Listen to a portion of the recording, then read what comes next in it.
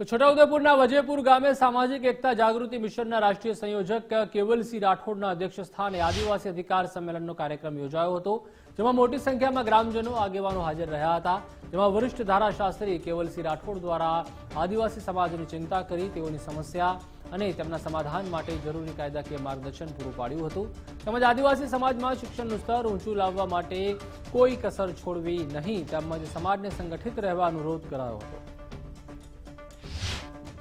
કાર્યક્રમની અંદર આદિવાસી સમુદાયની જે સમસ્યાઓ છે, આદિવાસી સમુદાયના જે અધિકારો છે, આદિવાસી સમુદાયના લોકોના સાથે થઈ રહેલો અન્યાય જે છે એ બાબતેની ચર્ચા કરવામાં આવી। ખાસ કરીને ભારતના બંધારણમાં જેમની જોગવાઈ છે એવી અનુસૂચિ 5 અને અનુસૂચિ 6 ને લાગુ કરવામાં આવે। ભારત સરકારનો જે પૈસા માટેનો જે કાયદો છે એ કાયદાનો પૂર્ણ રૂપથી અમલ કરવામાં આવે। સાથે સાથે આદિવાસી સમુદાયના જે લોકો જે છે એમના બાળકોની જે પોસ્ટ મેટ્રિક શિષ્યવૃત્તિ જે છે ગુજરાત સરકારે બંધ કરી દીધી છે એ શિષ્યવૃત્તિ ફરીથી ચાલુ કરવામાં આવે। આદિવાસી સમુદાયની દીકરીઓનું જે ગેરકાયદેસર વેચાણ કરવામાં આવે છે એ વેચાણ બંધ કરવા માટે નવો કાયદો બનાવવામાં આવે।